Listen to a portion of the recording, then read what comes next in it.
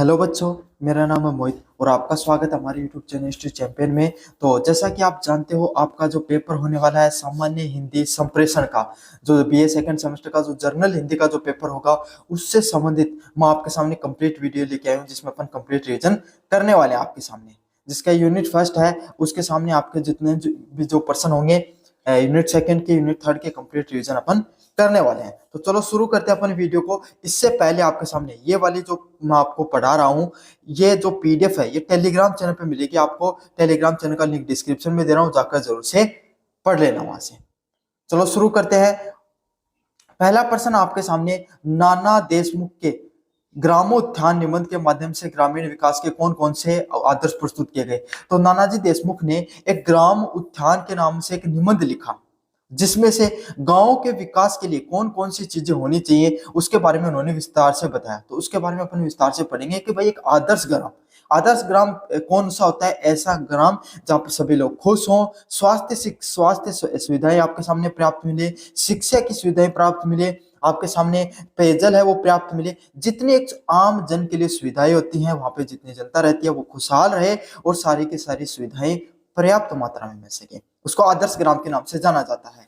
तो इस ऐसे प्रकार का जो ग्राम होता है, जो ग्रामीण व्यवस्था होती है अपने गांव की, भारत में सबसे ज्यादा जनसंख्या आपके सामने गांव में रहती है, उसके बारे में नाना देशमुख ने क्या बताया, उसके बारे में अपन विस्तृत रूप से अध्ययन करेंगे।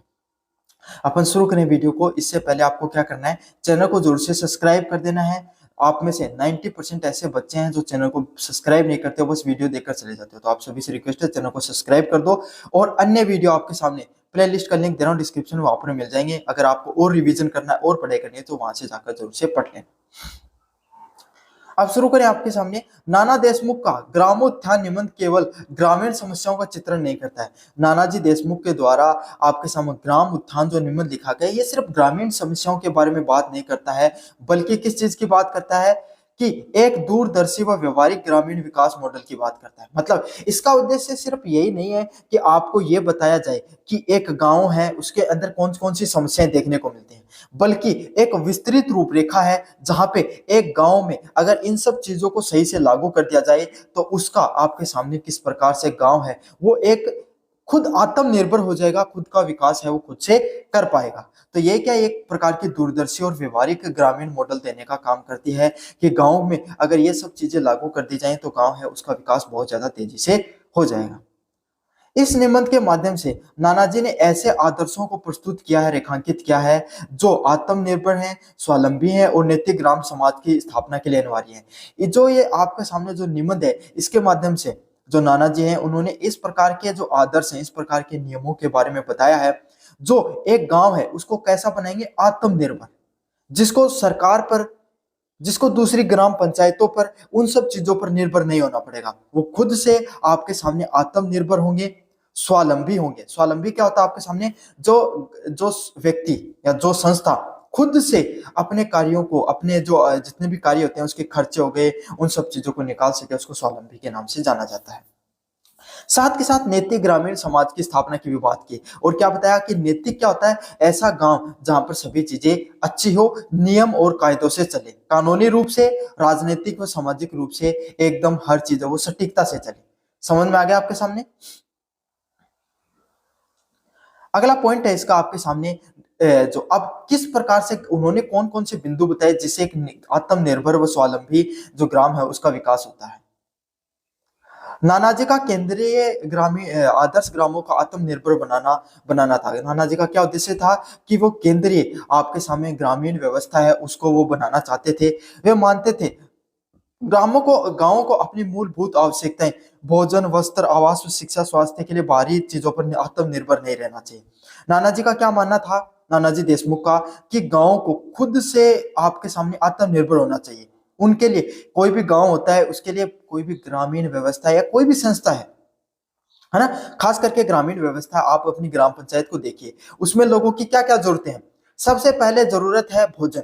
कोई भी गांव में व्यक्ति है, काफी लोग अमीर है भाई, वो तो जिनके पास कृषि है या अमीर है, जो खुद से क्या कर सकते हैं, आपके सामने भोजन की व्यवस्था कर सकते हैं। लेकिन समाज में कुछ ऐसे लोग हैं जो खुद से आपके सामने भोजन की व्यवस्था नहीं कर सकते हैं, जिनके पास उतने पैसे नहीं है, उतने संसाधन नहीं है, शारीरिक व मानसिक रूप से वो इतने स्वस्थ नहीं है कि अपने भोजन की व्यवस्था कर सके। तो इस प्रकार के लोगों के लिए भोजन की व्यवस्था होनी चाहिए। ग्रामीण का एक सामाजिक तबका ऐसा भी होता है, आज के समय तो हो सकता है ऐसे बहुत कम लोगों, लेकिन ऐसा भी हो सकता है जिनके पास पर्याप्त रूप से वस्त्र भी नहीं है, भोजन भी नहीं है, तो समझ लो वो वस्त्र भी नहीं है उनके पास, उनकी व्यवस्था होनी चाहिए। इससे बड़ी समस्या, भोजन और वस्त्र आज के समय लगभग हर व्यक्ति के पास रहता है, सरकार की अलग अलग योजनाएं भी हैं इसके लिए, लेकिन एक सबसे बड़ी समस्या आवास। समाज में एक बहुत बड़ा ग्रामीण तबका जो भी आज आज के समय कच्चे मकानों में रहता है, तो उन लोगों के लिए पक्के मकान बनाए जाए। साथ के साथ गांव का हर व्यक्ति, हर वो बच्चा जो शिक्षा प्राप्त करना चाहता है, उसको शिक्षा के क्या मिले, मौके मिलने चाहिए। तथा स्वास्थ्य के लिए, शिक्षा के लिए बेहतर जो विद्यालय है उनका निर्माण किया जाए। और सिर्फ विद्यालयों का निर्माण करने से शिक्षा बेहतर नहीं होती है, आपको क्या करना पड़ता है, विद्यालयों के साथ साथ वहां पे पढ़ाने वाले शिक्षकों को, वहां पे पढ़ने वाले बच्चों को, दोनों को इतना जागरूक और इतना सशक्त किया जाए कि वो आपके सामने क्या कर सके, शिक्षा के प्रति जागरूक रहें, शिक्षा का महत्व समझ सके और पढ़ाई को ज्यादा जोर दें। इन सब चीजों के लिए जो कोई भी संस्था, उसको बाहरी चीजों पर निर्भर नहीं रहना चाहिए। इसके लिए उन्होंने स्थानीय संसाधनों का अधिकतम उपयोग, कुटीर उद्योगों के विकास व कृषि के में सुधार के लिए रोजगार के स्थानीय अवसरों पर बल दिया। उन्होंने क्या किया, स्थानीय संसाधनों का अधिकतम उपयोग। उन्होंने बताया कि आपके पास जितने संसाधन है, जैसे आपके गांव में एक विद्यालय है, समझ में आ गया, लेकिन समस्या कहां पर आ रही है, शिक्षक अपना उतने अच्छे से नहीं पढ़ा पा रहे जितना उन्हें काम करना चाहिए। आपके हॉस्पिटल है जर्जर हो चुका है, तो आप उसका पुनर्निर्माण करवा सकते हो। समझ में आ गया, वहां पे नर्स वगैरह को अगर सरकारी है तो अच्छी बात है, सरकारी नहीं है तो आपके गांव में कोई एक ना बच्चा ऐसा पढ़ा होगा जो नर्सिंग वगैरह करके कर रखा होगा, आपको कुछ पैसे से ग्राम पंचायत वो उसे रख सकती है। इस प्रकार के कुछ कार्य भी किए जा सकते हैं। तो जो आपके पास संसाधन ऑलरेडी उपलब्ध है उनका प्रयोग कीजिए। कुटीर उद्योगों का विकास, कुटीर उद्योग क्या होते हैं, छोटे छोटे उद्योग हैं, उनका विकास करना चाहिए। हथकरघा उद्योग, आपके गांव में कोई पोइट्री के जो मिट्टी बनाने का उद्योग होता है, कपड़े बुनने का उद्योग होता है, आपके सामने खेती का उद्योग होता है, उसमें फार्म वगैरह होते हैं, उन सब जो मत्स्य पालन, कृषि पालन, जो छोटे छोटे उद्योग हैं उनका विस्तार किया जाए। ग्राम पंचायत तो उनको क्या कर सके, मदद प्रदान करें। कृषि में सुधार और स्थानीय रोजगारों का सृजन करना। कोई भी ग्राम पंचायत है या कोई भी देश तभी सशक्त होगा जब उसमें रोजगार के पूरे मौके मिलेंगे जनता को। भारत एक युवा देश है जहां पर बहुत सारे लोग काम करने के लिए इच्छुक हैं, लेकिन रोजगार नहीं मिल पाता है। अगर ये व्यवस्था ग्रामीण स्तर पर ही सुधर जाए, गांव ही अपने लोगों को अगर रोजगार प्रदान करने लग जाए, तो आप खुद सोचिए, किसी व्यक्ति को बाहर जाकर काम नहीं करना पड़ेगा। उनका मानना था जब गांव अपनी समस्याओं का समाधान सब स्वयं ढूंढेंगे तो वास्तविक विकास संभव होगा। उनका यही मानना था कि गांव अपनी खुद ही समस्याओं का समाधान धीरे धीरे ढूंढने लग जाएंगे, तभी उनका वास्तविक विकास होगा। वो तब क्या होंगे, बाहरी सरकारी दान, वो ज्यादा बाहरी लोगों के द्वारा, भामाशाहों के द्वारा पैसा दे दिया गया, उससे गांव की चीजों का निर्माण हो गया। साथ के साथ जो सरकार के द्वारा जो सब्सिडी दी जाती है उस पर आधारित विकासों पर वो ज्यादा निर्भर नहीं रहेंगे, खुद का विकास वो खुद स्वयं कर पाएंगे। अगले वाले पॉइंट की तरफ अगर अपन आगे बढ़े, जो समग्र विकास का दृष्टिकोण है उससे संबंधित, समग्र विकास किस तरीके से होगा। ग्रामोत्थान केवल आर्थिक विकास तक ही सीमित नहीं है। अगर कोई भी गांव है या कोई भी संस्था जिसमें आम जनता जुड़ी हुई, चाहे कोई देश है, चाहे आपके सामने कोई गांव है, अगर उसको विकास करना है तो उसका विकास सिर्फ आर्थिक विकास, पैसे तक ही सीमित नहीं रहना चाहिए। विकास किस प्रकार से होता है, एक समग्र विकास वो होता है जहां पे पूरे समाज का निर्माण हो, संस्कृति, शैक्षिक व नैतिक पहलुओं का भी समावेश हो। मतलब जहां पे पूरा समाज का विकास देखने को मिले, सांस्कृतिक लोग से, जो हमारी संस्कृति है, जो हिंदू धर्म है, मुस्लिम धर्म है, ईसाई, सिख, बौद्ध, किसी भी धर्म के लोग अगर वहां पर रहते हैं, सभी लोग अपनी संस्कृतियों का पालन करें। किसी भी क्षेत्र से आते हैं वो उन संस्कृति को अपने। शिक्षक शैक्षणिक दृष्टिकोण से आपके बच्चे पढ़े लिखे हो, और सिर्फ पढ़े लिखे नहीं हो बल्कि उनको रोजगार भी मिले, साथ के साथ नैतिकता के साथ भी अपन जीवन को आगे बढ़ा सके। नानाजी ने शिक्षा के प्रसार के लिए स्वास्थ्य सुविधाओं की उपलब्धता व सामाजिक सद्भाव व नैतिक जो संस्कार हैं उनकी भी बात की। मतलब नानाजी ने क्या बताया, कोई भी गांव है वहां पर सामाजिक रूप से भी विकास हो और नैतिक विकास भी देखने को मिले। सभी लोग हैं वो अच्छे से काम करें, सभी लोग अपनी खुद की जिम्मेदारी समझे और इस हिसाब से अपना काम करें। उनका मानना था उनका उनका मानना था नैतिक मूल्यों का विकास होना भी उतना ही महत्वपूर्ण है जितना कि आर्थिक उन्नति। उनका क्या मानना था, लोगों में नैतिक मूल्यों का विकास होना भी बहुत ज्यादा जरूरी है। जितना पैसे की उन्नति होना जरूरी है, उतना ही नैतिक मूल्यों का विकास होना भी जरूरी है। उनका मानना था कि ग्रामीण समाज का एक इकाई के रूप में देखा जा सकता है। अगर हम ग्रामीण समाज को विस्तृत रूप से अध्ययन करें तो उसको अपन एक इकाई से समझ सकते हैं, जहां हर पहलू एक दूसरे से जुड़ा हो और सभी के समावेशित विकास हो। उन्होंने क्या बताया कि ग्रामीण समाज को हम एक पूरी एक यूनिट की तरह, सारा समाज है वे छोटे छोटे घरों से मिलकर समाज बनता है और छोटे छोटे समाज से मिलकर एक ग्राम का निर्माण होता है। तो वो पूरी की पूरी एक ग्रामीण इकाई है जो सभी क्या एक दूसरे से जुड़े होते हैं और सभी को क्या करना पड़ता है, अपना एक समावेशी विकास की तरफ बढ़ना होता है। समझ में आ गया विस्तृत रूप से आपको हर चीज। अगले वाले पॉइंट की तरफ अपन बढ़े, जन भागीदारी और सामूहिक प्रयास। नानाजी का दृढ़ विश्वास था कि ग्रामीण विकास केवल सरकारी योजनाओं से नहीं, कोई भी गांव है उसका विकास, आजकल आपका खुद का ग्राम पंचायत देख लो, किस पर निर्भर है, सरकार के द्वारा 4-5 करोड़ रुपए जो अनुदान देती है, सब्सिडी देती है, जो उन्हें विकास कार्यों के लिए पैसे देती है, उसी पर निर्भर करता है आपके सामने, है ना। तो नानाजी का यही मानना था, अगर कोई गांव को विकास करना है तो वो सिर्फ सरकारी योजनाओं पर ही उसको निर्भर नहीं रहना चाहिए, बल्कि गांव की सक्रिय भागीदारी भी नहीं रहनी चाहिए। गांव में सड़क बन रही है, गांव में स्वास्थ्य समुदाय का निर्माण हो रहा है, गांव में आपके सामने विद्यालय का निर्माण हो रहा है, विद्यालय के आपके सामने शिक्षकों का सम्मेलन है, तो सभी जो आपके सामने व्यक्ति है जो आपके सामने उपलब्ध हो सकता है वो वहां पहुंचे, अपना योगदान दे, सड़क में बराबर खड़ा हो और बताए कि अगर हमारे यहाँ से सड़क जा रही है तो इसके अंदर कितना उचित मात्रा से कार्य हुआ या नहीं हुआ। हर व्यक्ति की भागीदारी होना बहुत जरूरी है, सिर्फ सरपंच और पंच तक की जिम्मेदारी सीमित नहीं रहनी चाहिए, हर व्यक्ति की जिम्मेदारी अपनी जिम्मेदारी को समझना चाहिए। उन्होंने समाज शिल्प नामक अवधारणा को प्रस्तुत किया। उन्होंने किसका अवधारणा को प्रस्तुत किया, समाज शिल्प नामक जो अवधारणा है, समाज का निर्माण करना। समाज शिल्प क्या होते हैं, समाज है वो खुद अपने समाज को बेहतर बनाने के लिए कार्य करे, समाज शिल्प के नाम से जाना जाता है। उसके अवधारणा को प्रस्तुत किया। उनके अंतर्गत शिक्षित और समर्पित युवाओं को गांव में रहकर समाज सेवा करनी चाहिए। उनका क्या मानना था कि जो लोग शिक्षित हैं, जो लोग काम करना चाहते हैं, उन्हें गांव में रहना चाहिए, गांव ग्रामीण व्यवस्था को विकास करने के लिए वहां की समाज सेवा करनी चाहिए। समाज सेवा के लिए भाई आप अगर नर्सिंग कर रखी है, आपने डॉक्टर का कोर्स कर रखा है, 10 आप अपने 5-7 घंटे की नौकरी करते हो, उसके अलावा आप क्या कर सकते हो, गांव में अपना जो स्वास्थ्य समुदाय वहां पर 1-2 घंटे अपना आप अपनी स्वेच्छा से क्या कर सकते हो, अपनी ड्यूटी दे सकते हो। आपको भी नॉलेज हो जाएगा और गांव का विकास में भी भागीदारी देखने को मिल जाएगी। समझ में, शिक्षित हो तो गांव के सरकारी स्कूल में अगर कोई टीचर नहीं है तो आप उन बच्चों को पढ़ा भी सकते हो। यह आदर्श बताता है कि ग्रामीण विकास ही, ग्रामवासी ही आपके विकास के सबसे बड़े वाहक होते हैं। उसमें क्या बताया नानाजी ने, ये बताया अगर कोई गांव का विकास होता है तो उसमें सबसे बड़ा योगदान वहां के रहने वाले लोगों का ही होता है। सामूहिक निर्णय निर्माण करना और सहभागिता की योजना अभिन्न अंग है। सभी लोग मिलकर फैसले लें, सभी लोग जो सहभागिता दिखाएं, इसी से आपके सामने कोई गांव है उसका विकास होता है।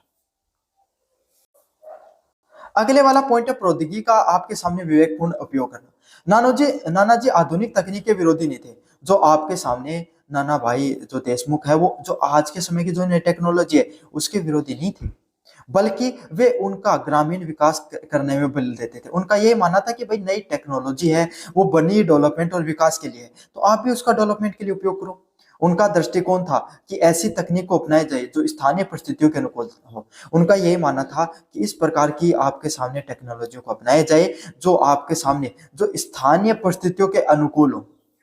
समझ में आ गया, स्थानीय परिस्थितियां मतलब जो आपके गांव के लोगों को भी रोजगार प्रदान करे और आपकी परिस्थितियों के अनुसार हो, पर्यावरण के लिए हितकारी हो। और पर्यावरण है जो आपके सामने जो पर्यावरण होता है उसके लिए भी क्या हो, हितकारी हो, और ग्रामीण के कौशलों को भी बढ़ाएं और गांव में रहने वाले लोग हैं उनके रोजगार को भी बढ़ावा करें और न कि उनको विस्थापित करने का कार्य करें। भाई गाँव को इस प्रकार की टेक्नोलॉजी आई जिससे गांव के लोगों को रोजगार मिले नहीं, पैसा कुछ लोगों के हाथों में चले जाए और गांव के लोगों का कौशल नहीं बढ़े, वो शहरों की तरफ पलायन करें।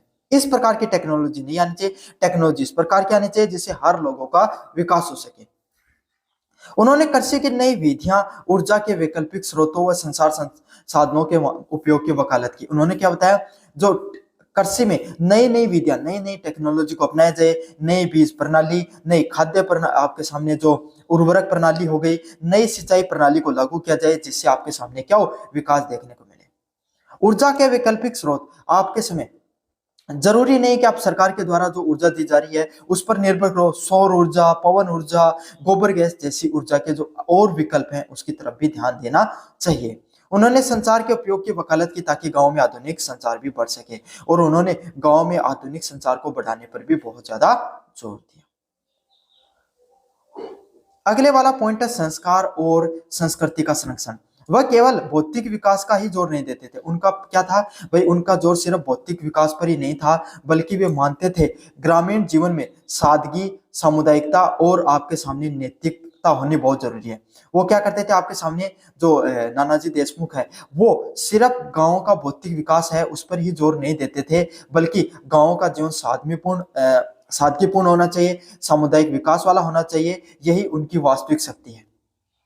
उन्होंने ग्रामीण संस्कृति और त्योहारों और परंपराओं को संरक्षण देना माना। उन्होंने क्या बताया कि ग्रामीण जो जीवन होता है इसमें लोग हैं वो अपनी परंपराओं को, त्योहारों को और जो उनकी संस्कृति है उसको संरक्षण देना जरूरी है। क्या मानते थे, गांव में लोग वो अपने, उनकी जो खुद की संस्कृति है, उनके जो त्योहार हैं और उनकी परंपराएं हैं, उनका संरक्षण होना बहुत ज्यादा जरूरी है, ताकि वे विकास की प्रक्रिया में अपना जो गांव है उसको ना खो सके। जिससे क्या होगा, आपके सामने जो विकास की जो पूरी प्रक्रिया है इसमें जो अपने ग्राम का जो गौरव है उसको वो ना खो सके। नैतिक शिक्षा, संयम व भाईचारे के मूल्यों को बढ़ावा देना था। उनका उद्देश्य यह भी था कि नैतिक शिक्षा को बढ़ावा दिया जा सके, भाईचारे को बढ़ावा दिया जा सके, और जो गांव में आदर्श हैं उन सब चीजों को बढ़ावा दिया जा सके। संक्षेप में नानाजी देशमुख ने ग्राम उत्थान निबंध के माध्यम से एक ऐसे भारत की परिकल्पना की है जहां गांव केवल भौगोलिक इकाई न रहकर आत्मनिर्भर, सुसंस्कृत और प्रगतिशील समाज को केंद्रित है। नानाजी देशमुख के द्वारा जो ग्राम उत्थान जो निबंध लिखा गया, इसमें एक ऐसे भारत को के बारे में बताया गया है जहां गांव है वो सिर्फ एक भौगोलिक इकाई नहीं है, समझ में आ गया, बल्कि वे कैसे है, आत्मनिर्भर, सुसंस्कृत व प्रगतिशील समाज के केंद्रित है। वो कैसे हैं, आत्मनिर्भर है, प्रगतिशील समाज की बात करते हैं जहां पर कोई बाहरी दबाव नहीं है बल्कि आंतरिक प्रेरणा व जनशक्ति संभव है, जहां पर सभी लोग अपने खुद से प्रयास करते हैं अपने गांव के विकास के। तो ये था आपके सामने जो पहला जो यूनिट है उसका इंपॉर्टेंट क्वेश्चन, नानाजी देशमुख का जो ग्राम उत्थान से संबंधित प्रश्न था। कैसा लगा आपको जरूर से बताना, चैनल को जरूर से सब्सक्राइब कर देना, वीडियो को जरूर से लाइक कर देना। तो बच्चों, मेरा नाम है मोहित और आपका स्वागत है हमारे यूट्यूब चैनल हिस्ट्री चैंपियन में। तो जैसा कि आप जानते हो, आपका जो पेपर होने वाला है सामान्य हिंदी संप्रेषण का, उससे संबंधित जितने भी महत्वपूर्ण प्रश्न है सारे के सारे मैं आपको करवा रहा हूँ। उसका जो अगला महत्वपूर्ण प्रश्न है, हरिशंकर परसाई के ठिठुरता हुआ गणतंत्र व्यंग्य में गणतंत्र दिवस के उत्सव के माध्यम से कौन सी सामाजिक विसंगतियों को उजागर किया है। मतलब हरिशंकर परसाई ने जो ठिठुरता हुआ गणतंत्र नामक जो व्यंग्य लिखा गया है उसमें गणतंत्र दिवस के उत्सव के माध्यम से उन्होंने समाज में कौन कौन सी विसंगतियां पाई जाती हैं उसके बारे में उन्होंने बात की है। इसके बारे में अपन विस्तार से पढ़ेंगे, काफी ज्यादा महत्वपूर्ण प्रश्न है आपके सामने। हरिशंकर परसाई का जो व्यंग्य है ठिठुरता हुआ गणतंत्र, गणतंत्र दिवस के आडंबरपूर्ण उत्सव को मनाने के बारे में बताता है। मतलब हरिशंकर परसाई ने व्यंग्य किया है कि ठिठुरता हुआ गणतंत्र क्या है, जो हमारा गणतंत्र दिवस होता है भाई, तो स्वतंत्र दिवस होता है गणतंत्र दिवस, जहां पे आपके सामने जो गणतंत्र दिवस मनाया जाता है आपके सामने 21 जनवरी को, जहां पे आपके सामने 21 जनवरी 1950 को संविधान लागू हुआ था, उसके उपलक्ष्य में गणतंत्र दिवस का मनाया जाता है। उसका जो आडंबरपूर्ण उत्सव बनाने का जो बहाना है वो समाज और राजनीति की विसंगतियां देखने को मिलती है। उसमें क्या बताया गया कि भाई गणतंत्र दिवस के दिन बड़ा सा कार्यक्रम रखा जाता है, नेता गण आते हैं, झंडा फहराते हैं, बड़ी बड़ी बातें की जाती हैं विकास की, राजनीति की, देशभक्ति की, लेकिन जैसे वो वहां से बाहर निकलते हैं वो देशभक्ति और सामाजिक विकास है वो उस झंडा फहराने के साथ ही खत्म हो जाता है। समझ में आ गया। तो इस चीज के बारे में बताया गया है कि जो गणतंत्र दिवस पे जो आडंबरपूर्ण उत्सव बनाया जाता है, इससे समाज में जो राजनीति है उसकी गहरी कमियों को, ढोंग को और खोखलेपन को दिखाने का प्रयास किया गया है इसके माध्यम से, कि कैसे एक राजनीति है वो गहरी अलग अलग प्रकार की जो कमियों से गुजरती है, किस प्रकार से राजनेता है वो झूठे वादे करते हैं, ढोंग करते हैं और आपके सामने क्या करते हैं, लोगों को बहलाने फुसलाने का कार्य करते हैं। परसाई से इसमें दिखाते हैं कि कैसे राष्ट्रीय पर्वों को भी अपने मूल अर्थ और भावनाओं से भटकाकर मात्र एक औपचारिकता बना दिया जाता है। इसमें क्या बताया हरिशंकर परसाई ने क्या बताया कि कैसे एक गणतंत्र दिवस सभी लोगों की जन जन से जुड़ाव होने वाला उत्सव है, जहां पर सभी लोगों को गर्व महसूस होना चाहिए कि हम आजादी के जो आपके सामने हमने अपना संविधान को अपनाया था। एक राष्ट्रीय पर्व है जहां पे कोई एक क्षेत्र विशेष पर्व नहीं भी होकर, नहीं कोई धर्म विशेष पर्व नहीं होकर, कोई सांस्कृतिक पर्व नहीं होकर, एक राष्ट्रीय पर्व है, सभी लोगों की खुशहाली का पर्व है। को भी अगर उसके जो वास्तविक अर्थ है और भावनाओं से हटाकर बस उसको एक औपचारिक बनाकर रख दिया है, कि औपचारिकता तक रख दिया है, जिसमें झंडा फहराया जाएगा, नेताजी आएंगे, बड़े बड़े वादे करेंगे, धरातल पे कुछ देखने को नहीं मिलेगा। समझ में आ गया? तो यही हमारी राजनीतिक वास्तविकता के बारे में बताता है। आगे बढ़ने इससे पहले मैं आपको एक चीज और बता देता हूँ, जो ये मैं पीडीएफ पढ़ा रहा हूँ ये आपको टेलीग्राम चैनल पे मिल जाएगी बिल्कुल फ्री में। तो टेलीग्राम चैनल का लिंक डिस्क्रिप्शन में दे रहा हूँ, जाके जरूर से ज्वाइन कर लेना। अगले वाला पॉइंट है आपके सामने सरकारी तंत्र का पाखंडता और दिखावा। व्यंग्य का सबसे प्रमुख बिंदु यही है कि सरकारी आयोजनों में व्याप्त पाखंड और दिखावा दिखाई देखने को मिलता है। जो ये आपके सामने गणतंत्र दिवस और स्वतंत्रता दिवस है, इसके आयोजन लगभग सरकारी विभागों द्वारा ही किए जाते हैं। प्राइवेट भी करते हैं, लेकिन मुख्यतः सरकारी जो विभाग है उनके द्वारा आयोजन देखने को मिलते हैं। और ये सिर्फ पाखंड करने के लिए, एक झूठी आडंबर दिखाने के लिए, झूठी देशभक्ति दिखाने के लिए और दिखावा करने के लिए आपके सामने मुख्यतः किए जाते हैं। गणतंत्र दिवस को एक भव्य और खर्चीले तमाशे के रूप में प्रस्तुत किया जाता है। और गणतंत्र दिवस को किस रूप में देखा जाता है? एक बहुत ही ज्यादा भव्य, मतलब बहुत ही बड़ा खर्चीले तमाशे के रूप में प्रस्तुत किया जाता है। ऐसा जहां पर खूब सारा पैसा है वो खर्च किया जा सके, आपके सामने अच्छे से अच्छा दिखाया जा सके, ताकि सभी लोग वो उस चीज से प्रभावित हो सके। जहां पर लाखों रुपए सजावट, परेड और दावतों पर खर्च होते हैं, जबकि आम जनता व गरीब अभाव का जीवन जीती है। हरिशंकर परसाई का यही सबसे मुख्य बिंदु जो वो दर्शाना चाहते थे, कि आप जो ये लाखों रुपए खर्च कर रहे हो यहाँ पर दावतों पर, सजावट पर, परेड के माध्यम से, वो पैसा आपके सामने गरीब और जनता है जो पीड़ित है उसके पे खर्च किया जा सकता है। वो वास्तविक विकास वहां पर दिखाई देगा, ना कि इन परेड के माध्यम से, सजावट के माध्यम से, जो आप दुनिया को दिखाना चाहते हो उसके माध्यम से बिल्कुल भी नहीं दिखाई देता है। अगर आपकी जनता खुशहाल होगी तो आपकी प्रगति वैसे ही दिखाई देगी। हरिशंकर परसाई ने गणतंत्र को ठिठुरने को इसी दिखावे और जो जनता है उसकी वास्तविक समस्याओं को सरकारी तंत्र की उदासीनता से जोड़ा है। उन्होंने क्या कहा है? उन्होंने कहा है कि जो गणतंत्र दिवस को जो दिखावा मात्र बना दिया गया है, और जो जनता है उसकी जो वास्तविक समस्याएं हैं, उस वास्तविक समस्याओं से को जनता है वो जो जनता है वो कार्य नहीं करती है। जो सरकारी तंत्र है वो जनता की समस्याओं पर कार्य नहीं करता है, बल्कि दिखावे, आडंबर, पाखंड, इन सब चीजों पर ज्यादा जोर देने लग गया है। उत्सव को ठंड में ठिठुरते हुए लोग व परेड की शक्ति प्रदर्शन दोनों के बीच में विरोधाभास दिखाया गया है। यहाँ पे क्या दिखाया? गणतंत्र दिवस आपको पता है कौन से महीने में होता है? जनवरी के महीने में होता है। जनवरी में क्या होती है? आपके सामने ठंड होती है, और उस महीने में आपके सामने क्या देखने को मिलता है? लोग सर्दी से ठिठुरते रहते हैं। ये सर्दी से ठिठुरने वाला जो शब्द है, ये सिर्फ व्यंग्य किया गया है, या जनता ठिठुर नहीं रही है, बल्कि यह बताया गया है कि सरकारी तंत्र भी ठिठुर रहा है। सरकारी तंत्र भी उतना ही खोखला है, सरकारी तंत्र भी उतना ही कमजोर है। सरकारी तंत्र है वो जनता को इसी तरीके से क्या कर रहा है? आपके सामने मूर्ख बनाने का कार्य कर रहा है। कब सरकारी तंत्र की कुछ कमजोरियों को उजागर किया गया व्यंग्य के माध्यम से, उत्सव में ठिठुरते हुए लोगों के दिखाने के रूप में। उन्होंने परेड में शक्ति प्रदर्शन और दोनों के बीच में आपके सामने विरोधाभास व सरकारी प्राथमिकताओं पर सवाल उठाता है।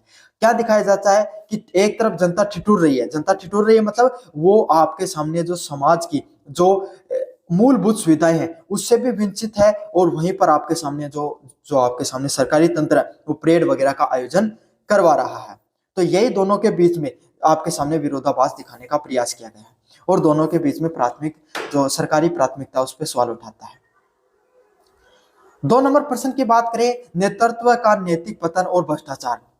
परसाई ने नेताओं और अधिकारियों के नैतिक पतन पर तीखा प्रहार किया है। जो हरिशंकर परसाई है उनके द्वारा क्या किया गया है? जो नेतागण है और आपके सामने जो अधिकारी हैं उनके द्वारा जो नैतिक पतन देखने को मिलता है, उनकी जो चाहे नेता हो चाहे सरकारी कर्मचारी हो, जो वो पद को धारण करते हैं, तब वो आपके सामने ये शपथ लेकर आते हैं कि हम जनता का विकास करेंगे। लेकिन जब वो पद पर बैठते हैं तो जनता का विकास तो बहुत दूर रह जाता है, खुद के विकास पर पूरा जोर रहता है, अपना विकास अच्छे से चलता रहता है, जनता की समस्याएं जो कि तो बनी रहती है। नेता आपके सामने जब चुनाव का वर्ष आता है उस वक्त दिखाई देते हैं, सरकारी कर्मचारी आपको एक टेबल से दूसरे टेबल तक दौड़ाते हुए नजर आते हैं। और राजनीति व सरकारी तंत्र के बीच में जो समायोजन देखने को मिलता है, जहाँ सरकारी तंत्र है वो ना तो नेताओं को कुछ कहता है और नेता है वो आपके सामने ना सरकारी तंत्र को कुछ कहते हैं। तो इसके बीच में आपके समय क्या होता है, जो आम जनता है वो पिस जाती है।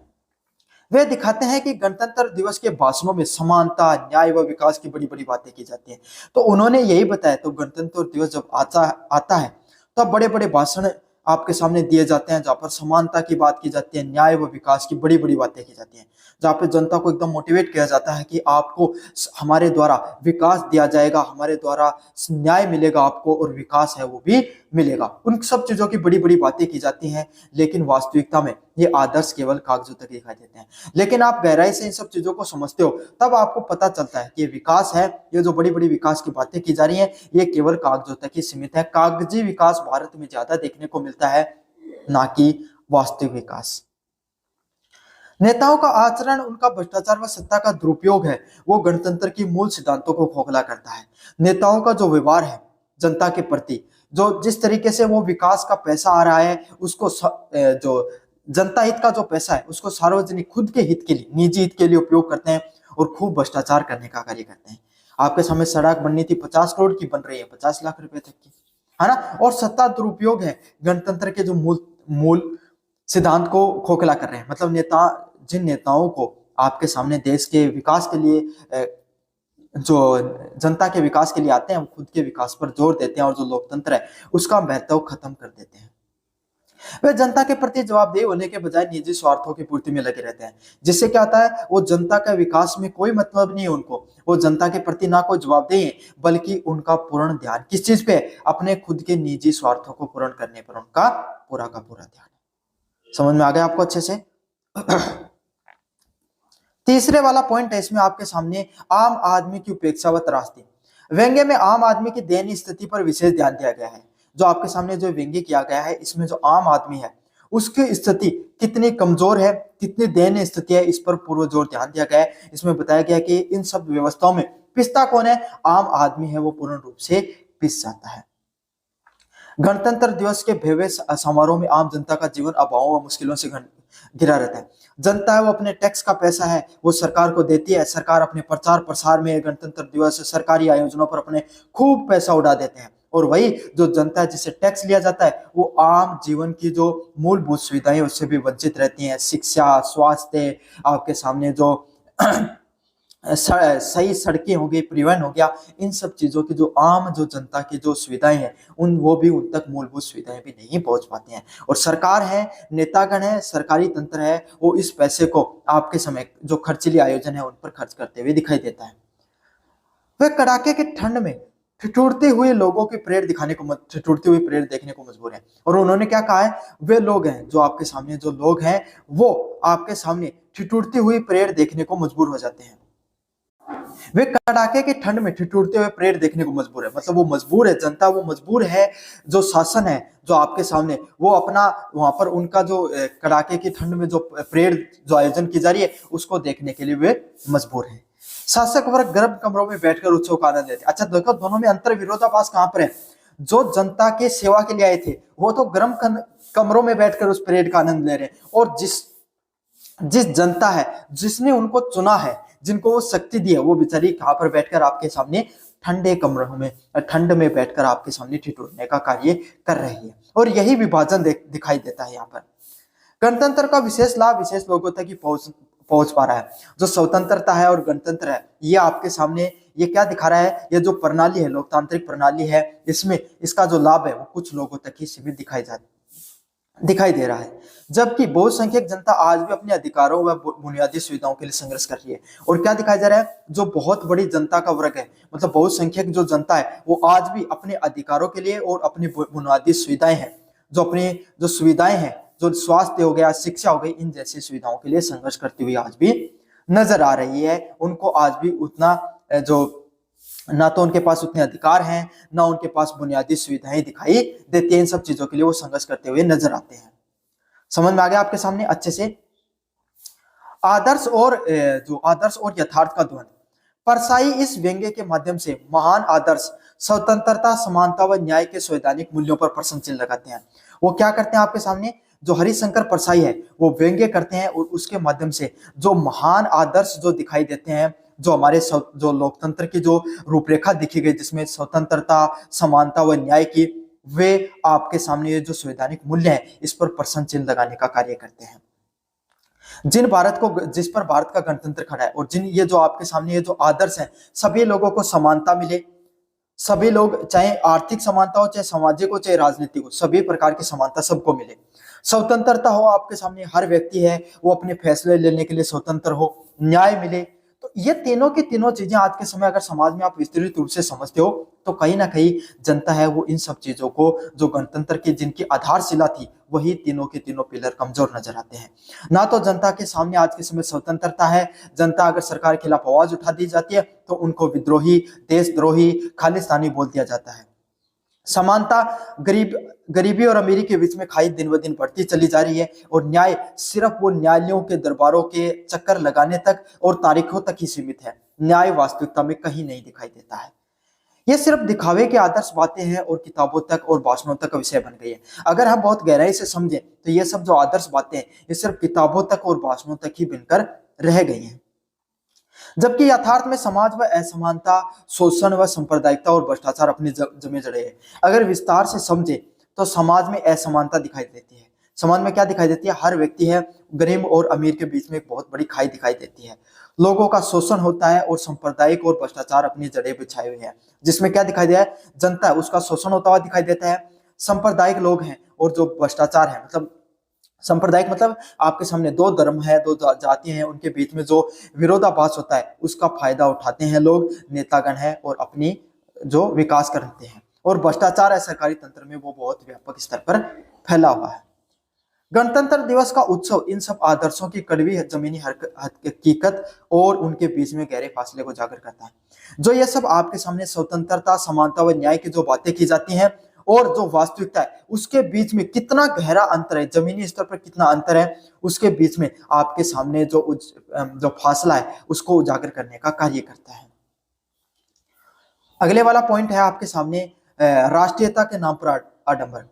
परसाई है, जो हरिशंकर परसाई है, उन्होंने राष्ट्रीयता के नाम पर भावनात्मक शोषण और आडंबर को भी उजागर किया है। उन्होंने क्या बताया, हरिशंकर परसाई ने यही बताया है कि ये सब चीजें जो लोगों को सिर्फ भावनात्मक रूप से भावनात्मक करने का, उन्हें कमजोर व आडंबर करने का कार्य करती है। मतलब इस प्रकार के आयोजन करा के जनता को महसूस कराया जाता है कि आपका विकास हो रहा है, आप स्वतंत्र हो चुके हो, आप उस लोकतांत्रिक परंपरा के सबसे खुद को गौरवान्वित महसूस कीजिए आप। लेकिन सिर्फ अगर वास्तविकता से देखें, क्या हम जो आदर्श, जो मूल्य, जो नैतिकता, जो न्याय, स्वतंत्रता और समानता की बात हमारे लोकतंत्र में की गई थी, क्या हम तक वो पहुंच पाई है? आप गहरे से पहुंचते हो तो आपको खुद को सवाल पूछते हो तो पता चलता है नहीं पहुंच पाई है। तो ये जिस प्रकार के जो आयोजन किए जाते हैं ये हमें भावनात्मक रूप से शोषित करते हैं, आडंबर और दिखावे के अलावा कुछ भी नहीं है। गणतंत्र दिवस को राष्ट्रीय गौरव के रूप में मनाया जाता है, लेकिन ये गौरव तब तक अधूरा है जब देश के नागरिक है वो वास्तविक न्याय व गरिमापूर्ण जीवन नहीं मिल पाता है।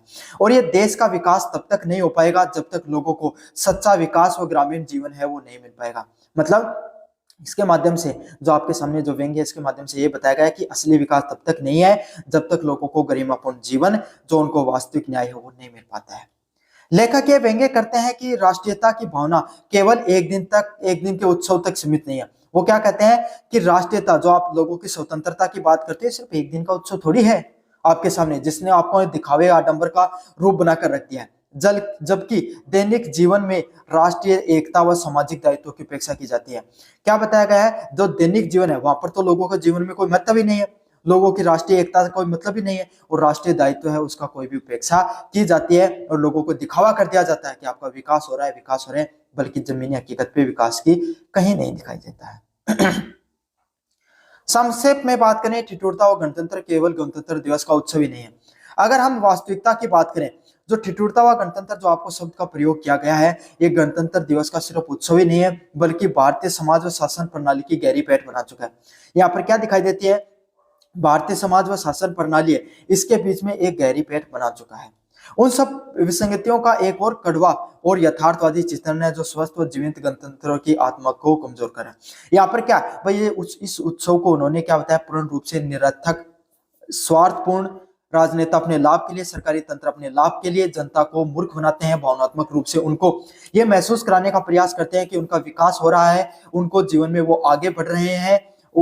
इस सब चीजों को वो भावनात्मक रूप से कमजोर बनाकर लोगों को अपना फायदा उठाते हैं। लेकिन जब गहराई में देख जाते हैं आप, तो दिखाई देता है कि जो आम जनता है वो अपनी जो अमूलभूत सुविधाएं हैं उनसे भी वंचित दिखाई देती है। तो ये था आपके सामने जो हरिशंकर परसाई है उनके द्वारा ठिठुरता हुआ जो गणतंत्र है उसमें जो व्यंग्य किया गया, इन सब चीजों को अपन विस्तार से पढ़ा है। अलग अलग प्रकार की जो विसंगतियां दिखाई देती हैं समाज में, उसको विस्तार से पढ़ा। कैसा लगा वीडियो जरूर से बताना, चैनल को जरूर से सब्सक्राइब कर देना। धन्यवाद। तो बच्चों, मेरा नाम है मोहित और आपका स्वागत है हमारे यूट्यूब चैनल हिस्ट्री चैंपियन में। तो जैसा कि आप जानते हो, आपका जो पेपर होने वाला है सामान्य हिंदी संप्रेषण, उससे संबंधित जितने भी महत्वपूर्ण प्रश्न है सारे के सारे मैं आपको करवा रहा हूँ। उसका जो अगला महत्वपूर्ण प्रश्न है यूनिट फर्स्ट का, महादेवी वर्मा के लखा रेखा चित्र के पात्र की विशेषताएं और लेखिका के जो स्वदेशी संवेदनशीलता है उसके बारे में चित्रण कीजिए। तो महादेवी वर्मा है, उसके द्वारा जो लखा जो रेखा चित्र है उसके जो पात्र की विशेषताएं हैं उसके बारे में आपको बताना है, और लेखिका की क्या संवेदनशीलताएं देखने को मिलती हैं उसके बारे में विस्तार से पढ़ेंगे। काफी ज्यादा महत्वपूर्ण प्रश्न है, मुझे पूर्ण उम्मीद है कि आपके सामने जरूर से देखने को मिलेगा ये वाले प्रश्न। आपको क्या करना है, चैनल को सब्सक्राइब कर देना है, वीडियो को लाइक कर देना है और अपने दोस्तों को जरूर से शेयर कर देना है। तो चलो शुरू करते हैं अपन वीडियो को आपके सामने। सबसे वीडियो को शुरू करें इससे पहले आपको एक काम और करना है। आप में से 90% बच्चे वीडियो देख लेते हो लेकिन चैनल को सब्सक्राइब नहीं करते हो। सभी बच्चों से रिक्वेस्ट है कि प्लीज आप चैनल को जरूर से सब्सक्राइब कर दो। 16,000 सब्सक्राइबरों के अपन बहुत ज्यादा करीब हैं, जल्दी से सब्सक्राइब करो ताकि 16,000 सब्सक्राइबर तक अपन पहुंच जाए। साथ के साथ आपको क्या करना है, साथ के साथ आपको जो ये टेलीग्राम पे पीडीएफ मिल जाएगी, जरूर से जाकर पढ़ लेना। ये पीडीएफ आपके सामने जो सामान्य जो बीए सेकंड सेमेस्टर जो जर्नल हिंदी के नाम से पीडीएफ पड़ी होगी, जाकर आप जरूर से पढ़ लेना। ये वाली पीडीएफ आपको टेलीग्राम चैनल पे देखने को मिल जाएगी। अब पढ़ते अपन महादेवी वर्मा के जो रेखा चित्र है, यहाँ पे मानवीय करुणा व सूक्ष्म मनोवैज्ञानिक को चित्रण किया गया है। महादेवी वर्मा के द्वारा जो रेखा चित्र का निर्माण किया गया है, यहाँ पर क्या किया गया है, मानवीय करुणा और जो सूक्ष्म मनोविज्ञान है उसका चित्रण किया गया है। कि महादेवी वर्मा ने यह बताया है कि जो इनके द्वारा लखा नामक जो रेखा चित्र है, यहाँ पर किस प्रकार से मनोविज्ञान है, मनोवैज्ञानिक रूप से कोई व्यक्ति है उसकी दशा व दिशा रहती है उसके बारे में उन्होंने बताया है। और जो लखमा की जो परंपरा है उसका एक मार्मिक उदाहरण के बारे में बताया है। इस रेखा चित्र में लेखिका ने लखमा नामक एक उपेक्षित व हाशिए पर पड़े एक पात्र के जीवन के त्रासदी को उजागर किया। मतलब इसमें एक पात्र है लखमा नाम का, उसके जीवन में आपके सामने उसका जीवन कैसा है, उसके जीवन का जो हाशिए पे पड़ा हुआ जो उसका जीवन है उसके बारे में इन्होंने बताया है कि कैसा उसका जीवन विडंबनापूर्ण है, कितना दुखी उसका जीवन है, उसके बारे में उन्होंने विस्तृत रूप से बात की है। अपनी गहन जो संवेदनशीलता का परिचय दिया है, और इस पात्र से आपको पता चलता है कि महादेवी वर्मा कितनी बड़ी लेखिका है। उनके द्वारा जो जितना भी आपके सामने जो निर्माण किया गया है साहित्य का, वो कितना ही ज्यादा सही है, कितना वो विस्तृत रूप से जो आपके सामने निर्माण करते हैं, जो लेखा चित्र उनका करने का काम है। लखमा जो पात्र है उसकी क्या विशेषताएं हैं, पहला है शारीरिक दुर्बलता और उपेक्षाएं। लखमा जो पात्र है वो इस कहानी रेखा चित्र के अंदर अत्यंत गरीब, दीनहीन और शारीरिक रूप से कमजोर स्थिति है। लखमा एक इस पात्र है, वो एक महिला पात्र है जो बहुत ही ज्यादा गरीब है, जिसके पास क्या शारीरिक रूप से भी कमजोर है। शारीरिक रूप से कुरूप और अभावों का परिणाम है। उसको कैसे है, शारीरिक रूप से उतनी सुंदर नहीं है, कुरूप है, और उसका जो जीवन है वो क्यों ऐसी, क्योंकि उसका जीवन अभाव में गुजरता है, गरीबी में गुजरता है। और उस समाज है इसने उसको और भी उपेक्षित बना दिया है। और समाज ने क्या किया है, एक तो वैसे ही आपके सामने जो समाज से उत्पीड़ित थी और उसको समाज ने और ज्यादा उपेक्षित बना दिया है। उसकी कमजोर काया, फटे पुराने वस्त्र और सामाजिक व आर्थिक स्थिति का सूचक है। तो देखो आपके समय देख लो, आप अपने आसपास से अगर कोई व्यक्ति है जो थोड़ा गरीब, कमजोर और फटा पुराने कपड़े पहनकर दिखाई देता है, मैले गंदे कपड़े, तो आप खुद को हे दृष्टि से देखते हो, गलत नजर से देखते हैं अपने। तो वही आपके सामने लखमा के साथ है। दिखाई देता है। गरीबी ने उसको इतना त्रास्त कर दिया है कि उसकी जो शरीर है वो कमजोर पड़ चुका है, वो फटे पुराने वस्त्रों को पहनती है। और यही दृष्टिकोण जो उसकी जो शरीर के ऊपर जो उसके कपड़े हैं और जो उसकी कमजोर काया है, वो उसकी शारीरिक जो आपके सामने शारीरिक ही विशेषताओं के बारे में नहीं बता रहा है, बल्कि सामाजिक और आर्थिक भी बता रहा है कि समाज में उसका किस प्रकार से उसका योगदान है और किस प्रकार से उसकी आर्थिक स्थिति है। ये शारीरिक दुर्बलता ही उसके शोषण का आधार भी बनती है, और उसका जो शारीरिक रूप से जो दुर्बलता देखने को मिलती है, वो क्या करती है, यही उसके शोषण का आधार भी बनती है, यही उसको समाज शोषित करने का भी कार्य करता है इसी के माध्यम से। अगले वाला पॉइंट क्या है, भोलापन और सरलता। तमाम अभाव और कटु अनुभवों के बावजूद लखमान ने एक तरह से भोलेपन और सरलता बनी हुई है। इसके जीवन में अनेक कष्ट हैं, गरीब है वो, फटे पुराने कपड़े हैं, उसका जीवन इतना सशक्त समृद्ध और पैसे और धनवान रईसी वाला नहीं दिखाई देता है, लेकिन फिर भी वो उसके अंदर वो सरलता, वो नैतिकता, भोलापन है, वो आज भी दिखाई देता है। वो आज भी उन अमीर, उन एक समाज का उच्च तबका जिनके पास सब कुछ है, लेकिन फिर भी वो छल कपट की तरफ बढ़ रहे हैं, एक दूसरे को लूट खोस करने का, दूसरों को चकमा देकर पैसे कमाने में जो व्याप्त है, वो सब उसके अंदर नहीं दिखाई देता। उसके जीवन में तमाम दुख हैं, तमाम कमियां, लेकिन फिर भी वो अपने भोलेपन व सरलता से पैसे कमाने, अपना जीवन को गुजारा करने का कार्य करती है। दूसरों पर आसानी से विश्वास कर लेती है। उसकी कमजोरी क्या है, वो हर व्यक्ति पर क्या कर लेती है, दूसरों पर आसानी से भरोसा कर लेती है। वो भोलापन है उसके अंदर। यही भोलापन उसके बार बार शोषण का शिकार बनती है, और यही भोलापन क्या दिखाता है, उसको बार बार शोषण कर देता है, क्योंकि वह दुनिया को, क्रूरता को समझ नहीं पाती है। क्यों? वो आज के समय में ये नहीं समझ पाती है कि दुनिया वो कितनी ज्यादा क्रूर है। दुनिया है वो इतनी ज्यादा, जितनी वो भोली है उतनी दुनिया सही नहीं है, इतनी सरल ये दुनिया नहीं है। दुनिया छल कपट से भरी हुई है। दुनिया को मौका चाहिए शोषण करने का, और वो तुरंत शोषण कर लेते हैं। जो आपके सामने लखमा है, वो भोली भाली है, समाज का उसको उतना ज्ञान नहीं है, वो दूसरों पे बहुत आसानी से विश्वास कर लेती है, और यही विश्वास उसको क्या कर लेता है, शोषित करने का एक आधार बनता है। अगले वाले पॉइंट की तरफ अपन बढ़े, ममता व मानवीय रिश्तों की चाह। लखमा का जीवन अभावग्रस्त है, लेकिन उसके भीतर ममता व मानवीय रिश्तों की तीव्र चाह दिखाई देती है। क्या देखने को मिलता है, लखमा है, उसका जीवन में लाख अभाव हैं, गरीबी का जीवन जीती है, फटे पुराने कपड़ों के साथ अपने जीवन को जी रही है, लेकिन फिर भी उसके अंदर जो मानवीय रिश्ते हैं वो आज भी जीवित दिखाई देते हैं। बच्चों के प्रति उसकी ममता किसी सहारे की तलाश में और आंतरिक कौशलता में दिखाई देती है। बच्चों के प्रति उसकी ममता, जो छोटे छोटे बच्चे हैं उसके प्रति जो उसका प्रेम दिखाई देता है, वो उसको उसकी मानवीय रिश्तों में उसकी कितनी दृढ़ता है, कितने वो छोटे बच्चों को चाहती है, उस चीज के बारे में पता चलता है। वह रिश्तों में स्नेह और सुरक्षा को ढूंढती है। वो रिश्तों में क्या करती है, आपके सामने लोगों के बीच में जो स्नेह है, प्रेम को और सुरक्षा को ढूंढने का कार्य करती है। जो उसे क्या मिलता नहीं है, जो ये समाज है, जो ये आपके सामने समाज दिखाई देता है, उसमें ये सब गुण नहीं दिखाई देते हैं।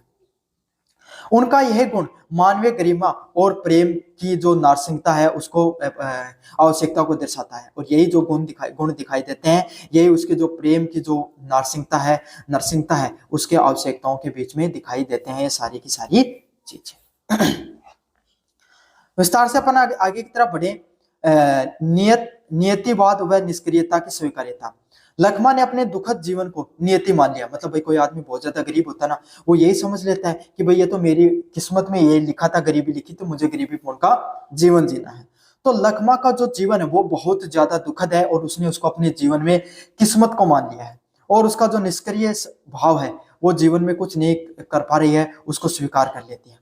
वो परिस्थितियों से लड़ने का प्रयास भी नहीं करती है। मतलब वो इतना हार चुकी है, इतना टूट चुके हैं, हर चीज को स्वीकार कर चुकी है इस गरीबी को, और वो उससे लड़ने का प्रयास भी नहीं करती है, बल्कि अपनी किस्मत का हिस्सा मानकर उसको झेलती रहती है। और क्या करती है, इन सब चीजों को अपनी किस्मत का हिस्सा मानती है और इन सब चीजों को झेलती है। यह उसकी शिक्षा की कमी और सामाजिक सुरक्षा का अभाव भी दिखाता है। और ये चीजें क्या दिखाई देती है कि एक तो जो शिक्षा की कमी है उसके अंदर, वो भाई इतनी पढ़ी लिखी नहीं है। पढ़ी लिखी होती, शिक्षित होती, तो वो समाज के जो शोषण हो गया, गरीबी हो गई, इसको किस्मत नहीं मानकर, अपनी परिस्थिति मानकर उससे लड़ने का प्रयास करती है। और सामाजिक सुरक्षा के अभाव व परिस्थितियों से लड़ने की शक्ति का अभाव है। वो इतनी ज्यादा सशक्त नहीं है, गरीब परिवार से आती है, असमर्थ है। खुद को उसने पूर्ण रूप से परिस्थिति के सामने समर्पित कर दिया है कि भाई अब जो होगा वही होगा जो किस्मत में लिखा होगा। इसीलिए जो सामाजिक सुरक्षा का समाज में लोग भी उसका उतना ज्यादा साथ नहीं देते हैं। अगले वाला पॉइंट है सामाजिक शोषण का शिकार। लखमा केवल एक व्यक्तिगत पात्र ही नहीं है, बल्कि उन असंख्य ग्रामीण, दलित व वंचित महिलाओं के बीच में प्रतिनिधित्व करती है। आपके सामने लखमा केवल एक व्यक्तिगत पात्र, सिर्फ एक पात्र की बात नहीं है, बल्कि वो बहुत सारे असंख्य, बहुत सारे आपके सामने ग्रामीण, दलित व वंचित महिलाओं का प्रतिनिधित्व भी करने का कार्य करते हैं। जहां पर उस गांव में बहुत ज्यादा दलित वर्ग और वंचित वर्ग की जो महिलाएं हैं, वो वहां पर आपके सामने जो रहती हैं उसका प्रतिनिधित्व भी करती हैं। जो पितर सत्तात्मक जो समाज है, उनके उसके अंदर जो आपके सामने आर्थिक अभाव दिखाई देता है, और उसमें जो निरंतर शोषण की उपेक्षा का वो शिकार हो जाते हैं। जहां पर क्या दिखाया जाता है, वो समाज में जो पुरुष प्रधान समाज है, जहाँ पे महिलाओं को उतनी ज्यादा क्या नहीं मिलती है, अधिकार नहीं होते हैं, और उनको मौका पड़ते ही शोषण का शिकार कर लिया जाता है। यही हमारा जो आम जीवन है, सामाजिक जीवन, उसकी क्रूरता और उदासीनता है, जहां पर मानवीय रिश्तों का कोई महत्व नहीं है। समाज में सिर्फ आपके पास शक्तिशाली हो तो ही आप समाज में जीवित रह सकते हो, वरना आपका शोषण होगा। यही समाज में दिखाया जाता है। अगले वाला पॉइंट है लेखिका महादेवी वर्मा की संवेदनशीलता का चित्रण करती है। लेखिका होती है वो महादेवी वर्मा है, वो संवेदनशील, कितनी संवेदनशीलता उसके बारे में बताती है। पढ़ेंगे एक एक चीज को विस्तार से अपन। लेखिका के बारे में, जो लेखिका की जो काव्य जो शैली है उसके बारे में पढ़ेंगे। सूक्ष्म अवलोकन और यथार्थवादी चित्रण। महादेवी वर्मा लखमा के जो बाहरी रूप को लेकर उसकी आंतरिक भावों के आंतरिक अत्यंत सूक्ष्मता का अवलोकन करती है। लेखिका को अगर विस्तार रूप से बताएं तो लेखिका ने दो पक्ष दिखाए हैं लखमा के। एक पक्ष दिखाई देता है कि वो दुबली, कमजोर, पतली, फटे पुराने कपड़े दिखाई देते हैं, उसके जीवन में अभाव व गरीबी को दिखाया है। दूसरा पक्ष दिखाई देता है उसका, वो गरीब है लेकिन समाज के उन अमीर वर्गों से बहुत आगे है, जहां पर वो बच्चों के साथ प्रेम करती हुई दिखाई देती है और मानवीय रिश्तों को विश्वास करती है। तो लेखिका है, उसने दोनों पक्षों को बहुत अच्छे से दिखाने का प्रयास किया है। लखमा के शरीर की कमजोरी उसको वस्त्रों की जो फटाली, आंखों में छिपी पीड़ा इतनी गहराई से चित्रित करते हैं जिससे इस पाठक में सीधे कष्ट पहुंचते हैं। अगर आप विस्तार से देखते हो तो आपके सामने जो लखमा है, उसकी जो कमजोरी है, उसके वस्त्रों का जो फटा हुआ हाल है, उसके जो कमजोरी है, वो उसकी आंखों में जो दिखाई देती है। और ये इतना सूक्ष्म दृष्टि से, इतना उचित शब्दों का प्रयोग किया गया महादेवी वर्मा के द्वारा। हर व्यक्ति जब उनको पढ़ता है तब उसको लगता है कि ये बातें तो एकदम वास्तविक हैं। ये एक यथार्थवादी चित्रण भी करते हैं, नहीं करते हैं, बल्कि बाहरी और मनोवैज्ञानिक रूप से भी दिखाने प्रयास करते हैं। ये चीजें सिर्फ बाहरी आडंबर तक ही नहीं रहती है, मतलब सिर्फ आप जब उसको पढ़ते हो तो यही नहीं लगता है कि सिर्फ ये वस्त्र, कमजोर शरीर आपके सामने उसके शारीरिक दृष्टिकोण को बताने का प्रयास कर रहे हैं, बल्कि पता चलता है कि उसकी समाज में क्या स्थिति है। उसकी भावनात्मक, सामाजिक और शारीरिक तीनों दृष्टिकोणों को इस चीज से बता दिया गया है। यही महादेवी वर्मा की खूबसूरती भी है। वो अपने काव्य की जब रचना करती थी तब इतनी खूबसूरती के साथ करती थी कि हर व्यक्ति है वो उनका क्या हो जाता था, उनको पढ़कर उनके शब्दों से खुद को जुड़ाव महसूस करता था। मानवीय करुणा और सहानुभूति। लेखिका लखमा के प्रति गहरी करुणा और सहानुभूति रखती है। यहाँ पर क्या दिखाया गया, जो लेखिका है वो लखमा के प्रति उसकी पूर्ण सहानुभूति भी है और आपके सामने करुणा भी रखती है। वो उसे केवल पात्र के रूप में नहीं मानते हैं। जो लखमा है वो उसको केवल एक पात्र के रूप में नहीं देखती है, बल्कि उसके दुख को अपना दुख मानती है। लेखिका क्या करती है भाई, उसका जो दुख है उसको अपना दुख मानती है। लखमा का जीवन त्रासदी, अभाव, शोषण और मानसिक पीड़ा से जुड़ा हुआ है। तो यहाँ पर क्या दिखाई देता है कि जो लखमा है उसका जीवन पूर्ण रूप से त्रासदी से जुड़ा हुआ है, अभाव और शोषण से जुड़ा हुआ है। यही उसकी मानसिक पीड़ा और उसकी जो दिखाई देती है, उसको लेखिका ने अपने कलम के माध्यम से जीवित करने का प्रयास किया है, जिससे पाठक के मन में उसके प्रति दया और संवेदनशीलता जागरूक होती है। जैसे हर व्यक्ति है वो उसके प्रति क्या होता है, संवेदनशील और जागरूक दिखाई देता है। हर जो आपके सामने पाठक है उसके प्रति उसके मन में दया व संवेदनशीलता, जागरूकता आती है। समझ में आ गया आपको विस्तार से। अगले वाला पॉइंट है सामाजिक न्याय के प्रति उसका विरोध। महादेवी वर्मा की संवेदनशीलता उन्हें सामाजिक अन्याय के प्रति मौन नहीं रहने देती है। अगर अपन विस्तार से पढ़े आपके सामने, जो महादेवी वर्मा है उसकी जो संवेदनशीलता वो उन्हें सामाजिक रूप से मौन रहने नहीं देती है। मतलब उनके द्वारा बताया गया है, महादेवी वर्मा के द्वारा, कि कोई भी व्यक्ति है उसकी जो संवेदनशीलता वो उसे मौन नहीं रहना है। समझ में आ गया। अगर आप कमजोर है तो आपको मौन नहीं रहना, अपने अन्याय के खिलाफ आपको सशक्त होना है, आवाज उठाना है। ये पाठकों से भी वो अनुरोध करती है कि अगर आपका जीवन अभावपूर्ण है तो भी आपको अपने अन्याय के खिलाफ आवाज उठानी है। लखमा के माध्यम से वे समाज पर प्रश्न चिन्ह लगाते हैं, और जो लखमा है उसके माध्यम से वो समाज पर क्या करते हैं, प्रश्न चिन्ह लगाने का प्रयास करती हैं, जहां पर स्त्रियों की उपेक्षा की जाती है, जहां पर स्त्रियों का उतना ज्यादा महत्व नहीं है, उनका शोषण किया जाता है और उनको कोई भी सहारा नहीं मिल पाता है। मतलब जो पुरुष प्रधान समाज है, जहां पर महिलाओं का उतना जो महिलाओं को उतना ज्यादा नहीं महत्व दिया जाता है, उसके बारे में वो विस्तार से लोगों को बताते हैं। वे सामाजिक व्यवस्थाओं की विसंगतियां और मानवीय मूल्यों को पतन को उजागर करते हैं। वो इस माध्यम से क्या बताते हैं, समाज में जो अलग अलग प्रकार की विसंगतियां दिखाई देती हैं उसके बारे में, और जो मानवीय मूल्य है उसके पतन के बारे में लोगों को विस्तार से बताती हैं। अगले वाला पॉइंट है मौलिक मानवीय गुणों की पहचान करना। तमाम विकट परिस्थितियों के बावजूद महादेवी वर्मा लखमा के भीतर मौजूद मानवीय गुण जैसे ममता, भोलापन और रिश्तों की चाह को पहचान को दिखाती हैं। तो आपके सामने जो मानवीय जो मौलिक गुण है, मतलब जो मानवीय गुण दिखाई देते हैं जहाँ पे लखमा है, वो इंसानों के अंदर जो अलग अलग प्रकार के गुण दिखाई देते हैं, जिसमें ममता, भोलापन और रिश्तों की जो चाह है उसके पहचान को दिखाने का प्रयास करते हैं। वे दिखाते हैं कि कैसे अभाव का जीवन है, लेकिन फिर भी वो क्या है, उसके अंदर मानवीय गुण दिखाई देते हैं। लखमा है, उसके अंदर अलग अलग प्रकार का शोषण, शोषित है वो, जनता उसको छल कपट कर लेती है, कमजोर है, गरीबी है, लेकिन फिर भी उसके अंदर मानवीयता बची हुई है। फिर भी वो बच्चों के साथ ममता करती हुई दिखाई देती है, मानवीयता को दिखाई देती है, लोगों पर अभी भी वो विश्वास करती हुई दिखाई देती है। और यही चीज क्या दिखाई देती है कि समाज में आपके सामने कुछ लोग ऐसे हैं जो आज भी समाज के जो मानवीय रिश्ते हैं उस पर विश्वास रखते हैं, समाज को जिंदा रखने का प्रयास करते हैं, समाज की सामाजिकता को जिंदा रखने का प्रयास करते हैं। साहित्यिक अभिव्यक्ति की शक्ति। महादेवी वर्मा अपनी संवेदनशीलता को अत्यंत सशक्त और साहित्यिक शैली में व्यक्त करती है।